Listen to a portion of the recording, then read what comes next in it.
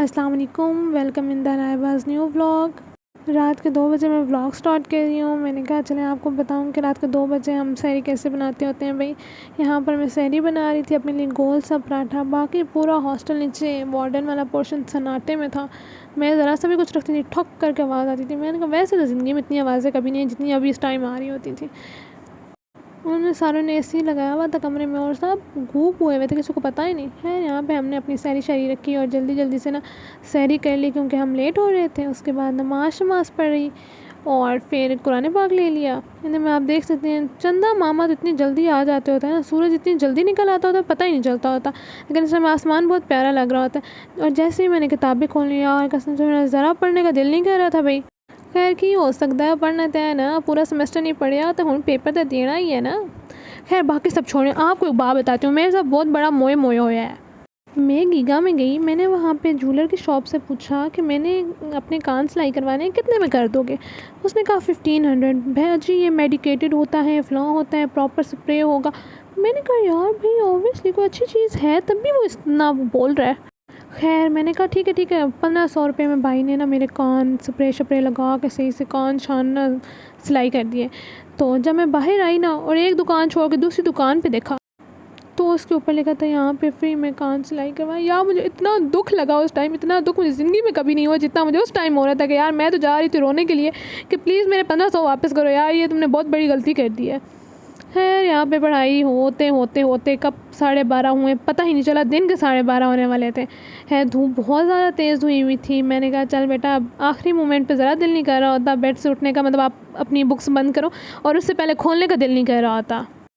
खैर जल्दी से मैंने बाया पहना, बहुत ज़्यादा लेट हो गई थी। फ्रेंड मेरी की कॉल आई थी कि प्लीज़ बाजी लगता है आपकी बहुत ज़्यादा ही कोई तैयारी होगी, आप तशरीफ़ ले आए और प्लीज़ जाते हुए सन ब्लॉक लाजमी लगा के जाया करें, गर्मी बहुत है, धूप बहुत ज़्यादा पड़ रही है और जिसकी वजह से स्किन सबसे ज़्यादा इफेक्ट हो रही है। और ये पिन्स लगाते हुए मुझे हो रहा था कि अगर इस टाइम ये पिन मुझे चुभ जाए तो फिर मेरा तो मोए मोए हो जाए। आय हाय हाय। फिर मुझे याद आया बेटा आपका पेपर है so focus on your studies. बस फिर अब मैंने कहा कि बेटा बाज़ आ जा, जल्दी जल्दी जा, पेपर के लिए लेट हो रही है। और बस अब तो आखिर में ये हो सकता है ना कुल रब्बी ज़िदनी इल्मा, इसके अलावा तो कुछ नहीं हो सकता, बस लास्ट मोमेंट होते हैं यार। बस जल्दी से मैंने कमरे को लगाया ताला शाला और बस भागी रोड पे ऐसे सूरज जो है ना मुझे प्यार कर रहा था ना, मैं एक्सप्लेन नहीं कर सकती। इस टाइम रोड पे इतना रश हुआ हुआ था, इतना रश हुआ हुआ था आप देख सकते हैं, क्योंकि ना मतलब सारी आवाम पढ़ाने के लिए पहुंच गई थी और मुझे इनको देख के लग रहा था कि यार मैं अकेली नहीं हूँ जिसको कुछ नहीं आता, इन्होंने पूरे सेमेस्टर मेरे साथ ही गप्पे मारी और आप पढ़ रहे हैं।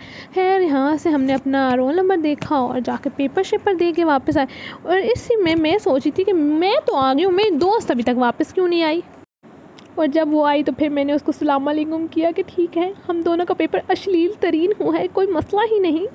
यार मैंने सुना था वैसे रोज़ा रखने के बाद सारा शैतान मर जाता है, लेकिन यार मेरा शैतान मरा नहीं था। अच्छा फिर मैं आपको बताती हूँ, ये देख सकते हैं ये छोटा पैकेट बड़ा धमाका था।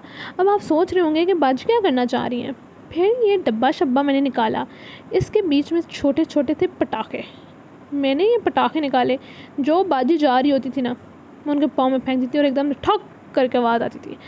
और जब वो पटाख करके आवाज़ आती होती थी ना फिर लड़कियाँ भी आगे से आप जानते तो हैं ना भाई, वो भी पटाख करके आवाज़ निकालती होती थी। एक लड़की पास से गुजरी हुई थी, ये कौन गधा था यार, हमने मुँह नीचे कर लिया, हम तो यार गधा थोड़ी ना है भाई, थोड़ा जेंडर का मसला है भाई।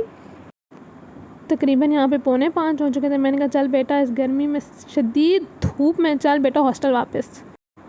यहाँ पर आई तो ज़ैनब बाजी ऐसे नाराज़ होती है, 24 आवर्स ही नाराज़ रहती हैं।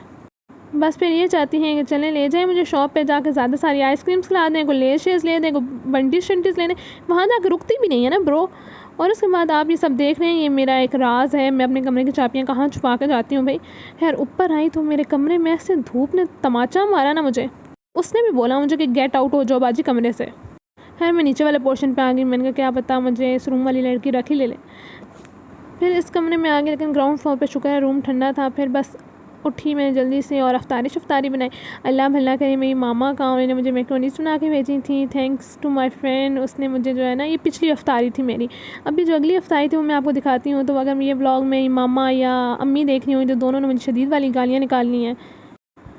यार सीन ऐसा था ना कि मेरी बेस्ट फ्रेंड को पता था कि मेरा रोज़ा है, तो बस वहाँ से मेरी तरफ ढेर सारी चॉकलेट्स आ गई थी, कोई जूसेस और कोई मैगी शैगी। वो आपको पता होता है ना कि अगर फॉर एग्जांपल घर से कुछ चीज़ खा के जाओ तो बाहर से भी मिलती है। मेरे साथ वही हिसाब था, मैंने खुद भी मैगी बनाई हुई थी और उसने मुझे मैगी बना के भेज दी थी। और मुझे हॉस्टल वार्डन ने बनाना शेक भी दिया था। घर में तो कभी हमने देखा भी नहीं है यार, मैं तो पीती नहीं हूँ, लेकिन यार पता नहीं मुझे क्या सोच के मैंने कहा ठीक है ओके। मगरिब की नमाज़ पढ़ी, उसके बाद मैंने कहा चलो यार अब सो जाऊँगी। लेकिन फिर मुझे याद आया मैं तो सूरह मुल्क भी हिफ्ज़ कर रही हूँ। फिर यार उनकी क्लास का टाइम हो गया, मेरी कुरान पाक की क्लास का। फिर साथ मैं पानी पी थी, साथ मैं व्लॉग भी रिकॉर्ड कर रही थी। ये नहीं रहना चाहिए है। फिर मैंने अपनी सारा होमवर्क कंप्लीट किया, पानी छानी पिया। फिर मैंने कहा बस बेटा मेरी कैपेसिटी ख़त्म हो गई। पूरा दिन मैं सोई भी नहीं थी, सिर्फ आधा घंटा सोई हुई थी, लेकिन अब मुझे बहुत शदीद तरीन रेस्ट की ज़रूरत थी। क्योंकि ना सिर्फ रात में 1 घंटा ही सोती थी या 1.5 घंटा, उसके अलावा बाकी काम कर रही होती थी। पूरा सेमेस्टर पढ़ा हुआ नहीं होता और इस टाइम ये हार्ड टाइम होता है, आपके पेपर्स नज़दीक होते हैं। और मेरे बाबा प्लीज़ आप ये देख लें, जो कहते हैं ना कि मैं बहुत निकम्मी हूँ, प्लीज़ मैं निकम्मी बिल्कुल भी नहीं हूँ। देखें इतने सारे बर्तन होते हैं और आपकी बेटी पे अत्याचार हो रहा होता है। और ये वो डब्बे हैं जिनके बगैर मुझे मम्मा घर घुसने नहीं देती। मैं उन्हें अपनी बेटी से ज़्यादा प्यारे, ये डब्बे प्यारे हैं भाई। ये भी कोई बात हुई भला।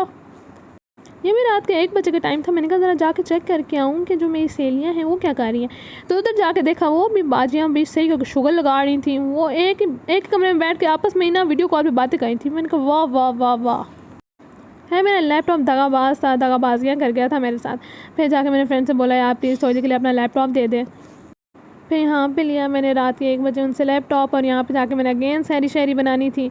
और अगर पेपर आता हो या ना हो, आता हो, नोट्स आपके पास प्रॉपर होने चाहिए, पेन पेंसिल पक्की लेके जानी चाहिए। नलायकों का बस्ता भारी होता है। इस तरह जो है ना आप अपने आप को लायक साबित कर सकते हैं ब्रो। बस आज कुछ ज़्यादा ही फ़न हो गया। अगर आपको मेरा व्लॉग पसंद है तो लाइक, सब्सक्राइब एंड शेयर।